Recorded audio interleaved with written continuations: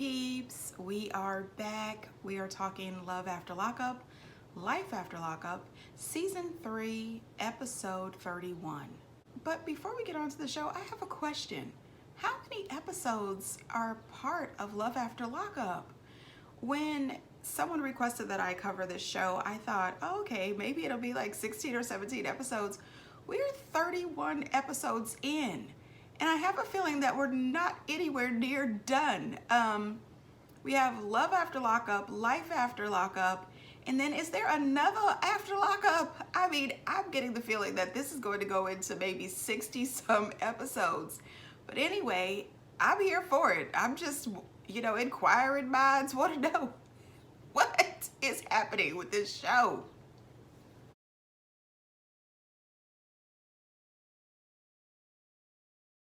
So first we start out with John and Christiana, and Christiana is getting out of jail. John is on his way to pick her up.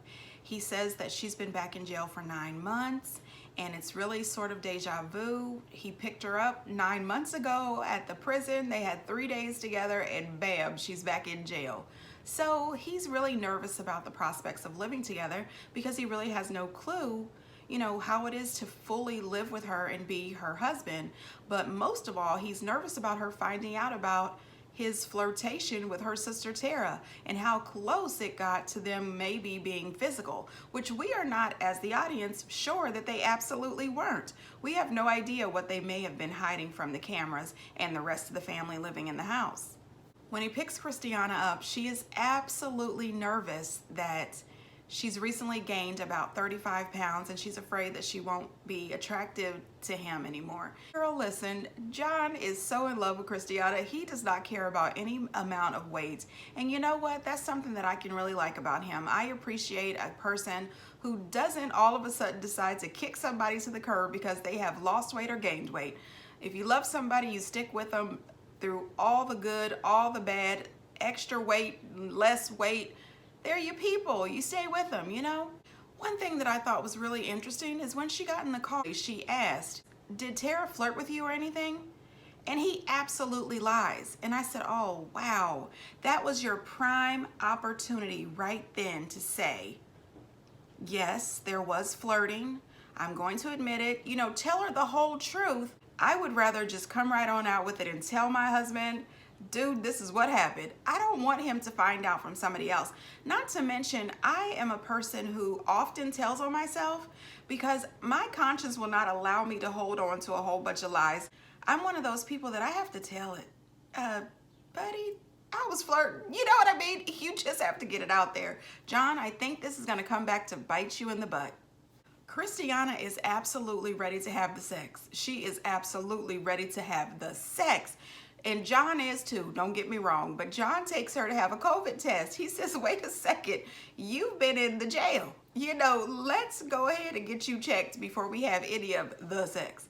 So one thing that was also odd, while they're on their way to get this COVID test, John gets a call from a bill collector. I said, oh, wow, right here on the camera. And Love After Lockup people did not cut it out. Those people are just tacky. I said, what? Why couldn't they let that slide? That's quite embarrassing. But what I thought was weird is John says, well, since your mom and Tara's been living with me, has created some sort of burden on him financially. But don't you remember him talking about all the stuff that he's purchased? And Tara even mentioned all the things that he has been buying. So don't use them. I'm pretty sure that they have come with a lot of expenses, but you've been doing a little extra stuff here and there, John. I'm just saying. John says that there's a lot of people back at their house, so if they want to get it in, they end up going into the woods. Oh, gosh. Let me just tell you, no. There is absolutely nothing about that was appealing to me. I mean, seriously, it wasn't even as if you went to a nice little area where you could lay down a little blanket. I mean, oh no, and the camera crew was there. Yeah, that's just nasty. I can't. Anyway, moving on. John and Destiny. I mean, you always hear about, girls in prison having guys on the outside as, as tricks, just having to buy everything. I guess I was one of those. I guess I fell for it hook, line, and sinker. You think, Sean? Do you really think?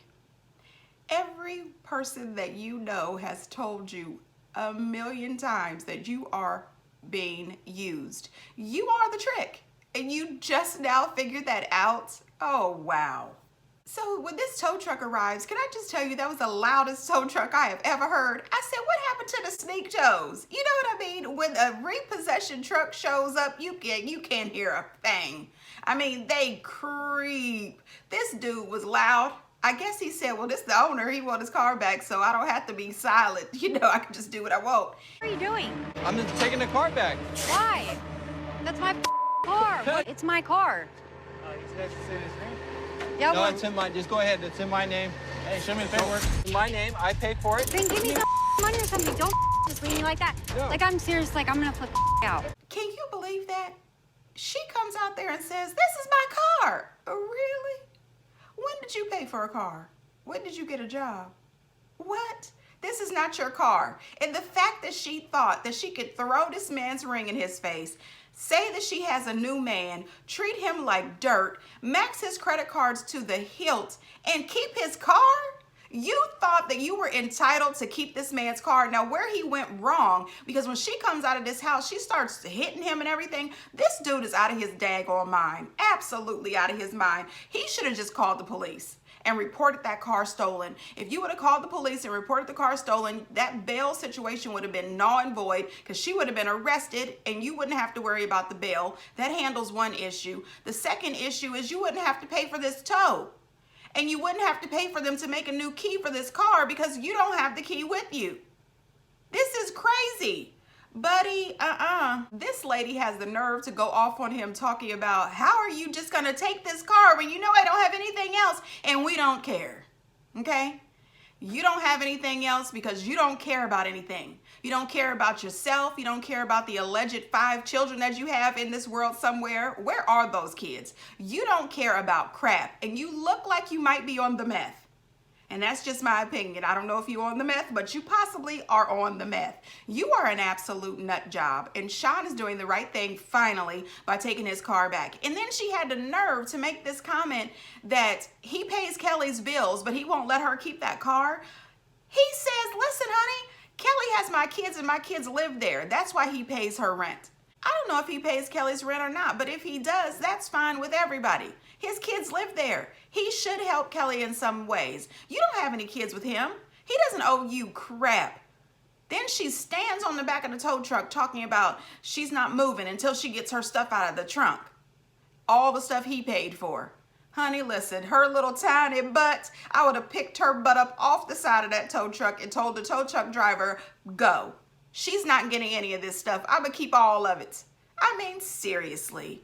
She F-bombs him and she talks crap to him as he's pulling off. But then, you know, they show little clips during the presentation of the couples, and you can see her looking really emaciated, hugging Sean, and he's wearing a white shirt. I think this is not the end. I think at some point she is going to be in Sean's presence for whatever reason and holding on to him, because she looked really bad and she hasn't gotten quite there yet in these current episodes. So I don't think this is the last of Destiny. She did vow to get him back and hurt him in the worst way. I don't know, but I'm looking forward to seeing what's going to happen here. But Sean, you're moving in the right direction. Don't go backwards. Leave her alone. Go home and get your bail money back. Andrea and Lamar. So Andrea is getting ready. She's pressing out her hair. They have a date night. And one of the producers asked her, you know, when's the last time you guys went on a date? And she says, does grocery shopping count? I said, oh, wow. Oh, wow. Then she says that Lamar just doesn't know how to plan a date. So they don't go on a lot of dates. Lamar is outside putting a bow on a new Jeep that he bought. It was really pretty. And Tennyson said, is this a gift for my mom? And he says, yes, this is a present. It turns out that his music career is on the rise. He has sold 2 of his tracks, and I think that's lovely. I really do. So he decides that he's going to buy his woman, his wife, a new car. And Tennyson said, oh, she might get upset about this. And he said, why? He said, it's my mom. She can find a reason to get upset. And I said, oh, wow, geez, Louise. It's the truth, too. Then I started to get a little nervous. I said, is she about to lose it on this man for buying her a nice car and not using the money for something else? I have no idea. Then she's in the house talking to Priscilla. I'm a mom. I mean, she'll find a way to get upset. She'll find multiple ways to get upset about this. You already know how she is. I don't know. We're gonna go on a date and kiss. Mom, you don't have to tell me that. Priscilla has more sense than this woman. Priscilla said, you don't have to tell me that. You know what I mean? Leave that little girl alone. Anyway, she goes outside and she's in love. She's absolutely excited about the new car. And I said, well, this is great. No temper tantrums today. The woman is absolutely pleased with this car. But then they show a clip of her and Lamar at the car wash. And oh, wow, another gross moment. I said, well, who is doing this? And maybe this is something I should try. I'm just saying.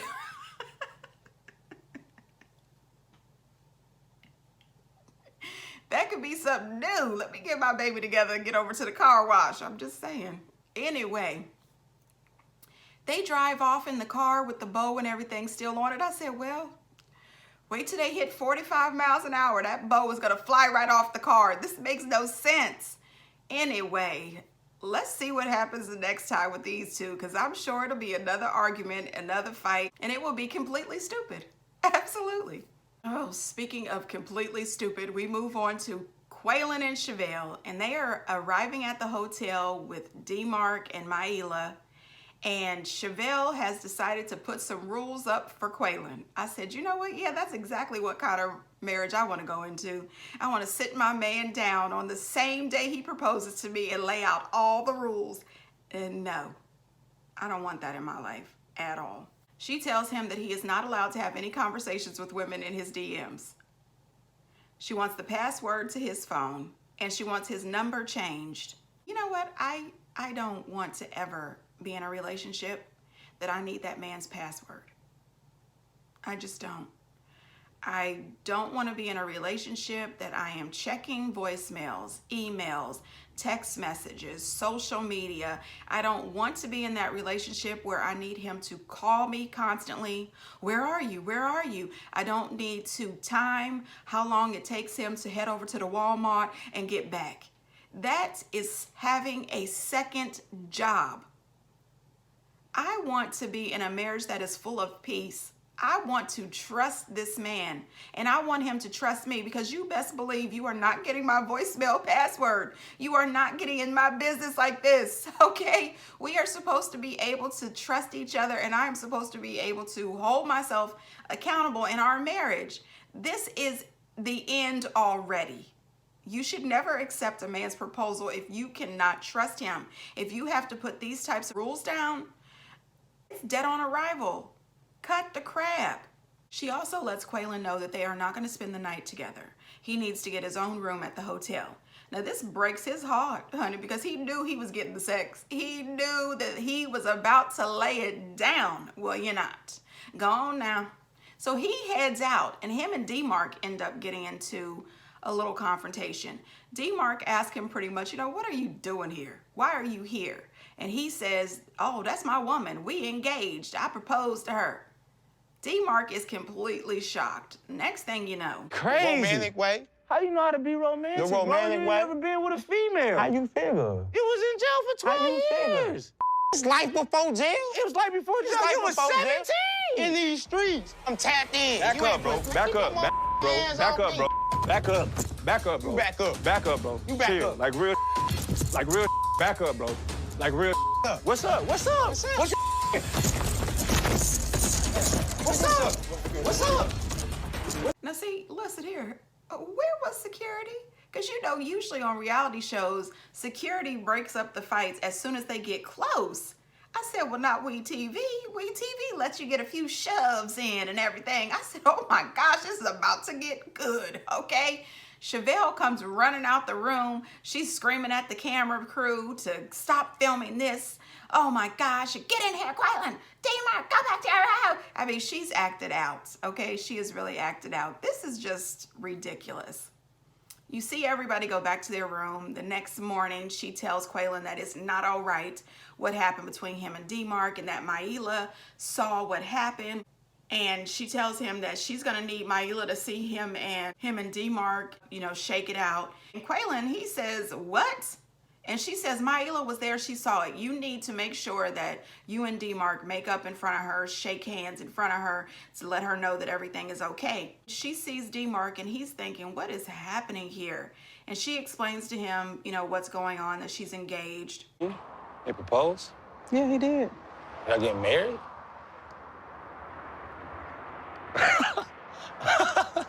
He laughed like the rest of us. Did we all laugh when we found out that she accepted his proposal like a clown?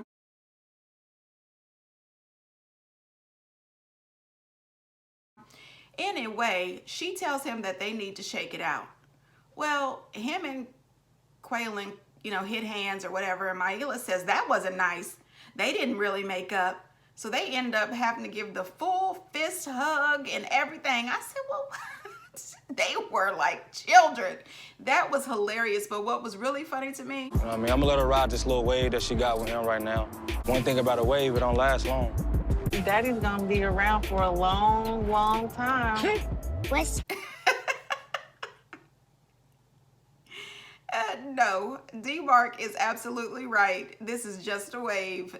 This marriage is not going to last. This is so ridiculous. Oh, Chevelle, what a big hole you're digging for yourself, financially and emotionally. This is never going to work. I guess we'll find out. Puppy, Amber, and Monica. Amber's mom, Monica, is in town for a visit. We find out that Puppy has a new job, and I am really excited that she is being responsible. She has a job cleaning rental properties, and I'm really excited for her. She finally has her first legitimate job, and she's not out selling drugs. Even though she says that she's really not used to all of this structure, she's not used to having, you know, all these rules and to be somewhere on time. However, I did notice the drastic amount of weight Puppy has lost. And I don't know what the filming time range is. I don't know if they film for a little while, then they don't film for months on end, and then they come back. But it does look like a drastic amount of weight that she lost. But I'm kind of worried about the weight loss. I don't know if I should be, though. Amber lets her mom know that she has seen somebody, which is Sammy, and she's afraid to tell Puppy about it. However, Amber's mom is really afraid for Amber. She doesn't really like Sammy. She says that when they were together, they were using together, they were fighting physically and verbally, and that she can't remember anything good about him. She can't remember anything good about their relationship at all, and she really does not want her daughter with him. Amber tells her mom that Sammy's changed. He's different now. And her mom says exactly what I would say. Oh, really? Has he changed because he's in jail?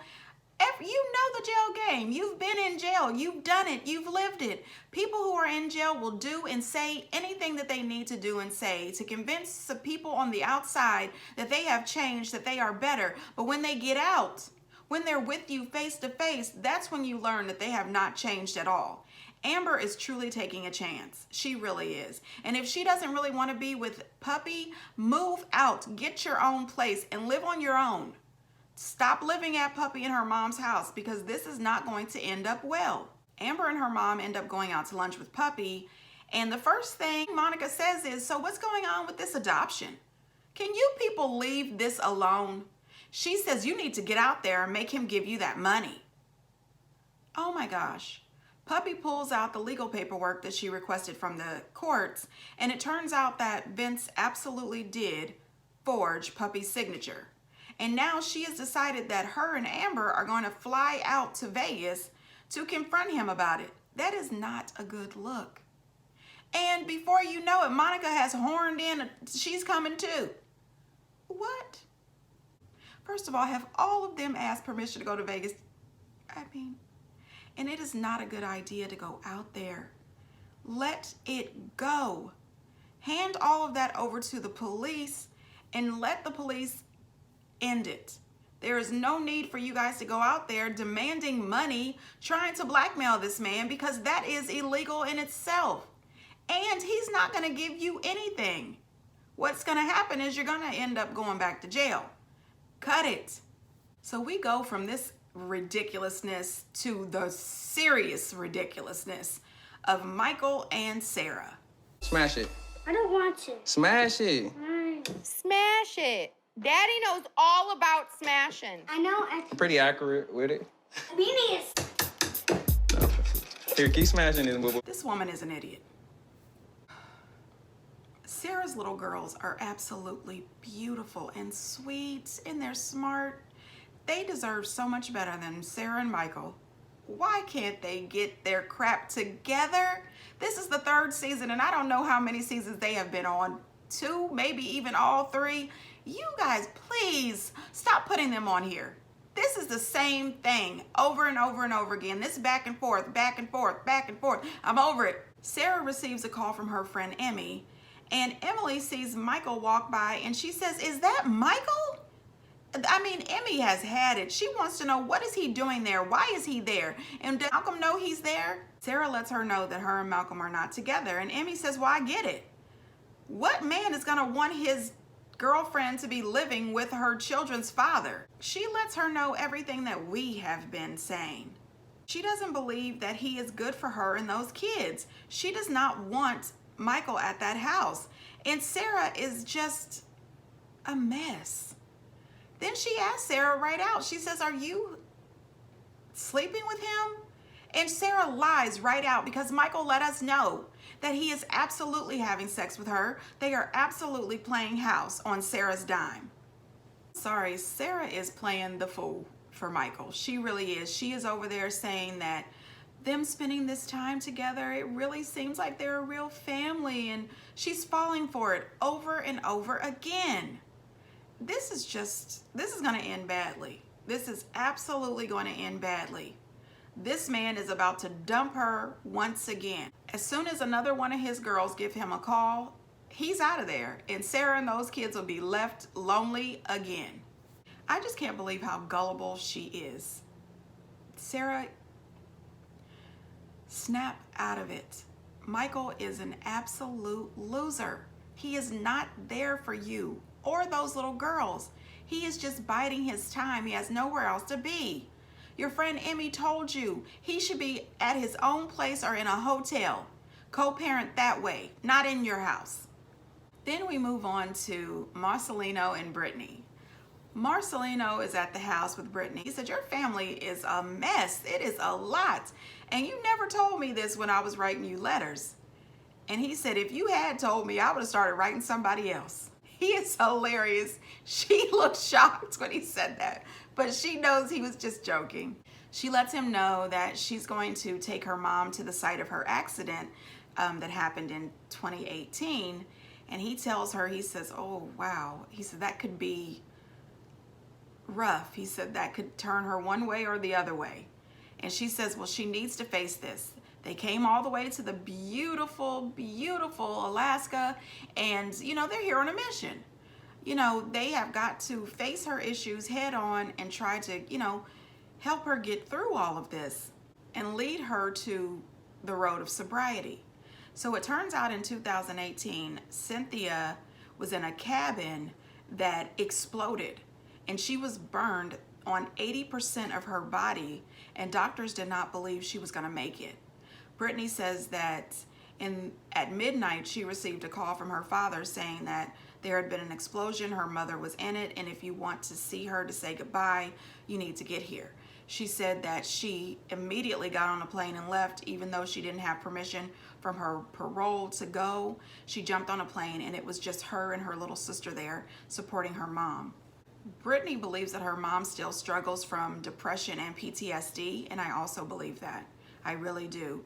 And I think that her going to face all of this head on and receiving all this love and support from Brittany, the kids, and Marcelino, she will absolutely be better off. I felt really desperate that day, Brittany. What do you mean by that? When I woke up in the hospital, I was mad. I was so pissed off I was alive. Oh my God. Mom, you tried to kill yourself? Are you serious? I don't think you don't understand how tired I was. That broke my heart. I mean, real tears. I felt for Cynthia. I felt for Brittany. I just cried. I couldn't imagine my mom trying to kill herself. That woman means the world to me. And Brittany and her mom may have had some difficulties. It may have been extremely a nightmare for them, but Brittany loves her mom. And oh my gosh, Cynthia needs to know it. She needs to feel that love. And I personally have dealt with depression in my life. I have personally had issues where I have contemplated suicide. And it was the love of my mom and my son that turned me around. And I just want to say that there's always tomorrow. There's always tomorrow. Never give up. If you or anyone else that you know are depressed, or if you think that they're having suicidal thoughts, please seek help. There is always at least one person in this huge world that loves you, that needs you, that will absolutely be devastated at the loss of you. Never try it. Never take that step. Get help. You are loved. Brittany tells Cynthia how much she loves her, how much she needs her, and she hugs her, and you hear Cynthia say, "I'm sorry, I'm sorry, I'm sorry." And oh my gosh, that melted me. I am absolutely praying for them. I am praying for them. I wish nothing but a lifetime of sobriety and happiness for this family. And I can't wait to see what's going to happen. I'm hoping for the very best. So we'll see you guys next week. And until next time, bye.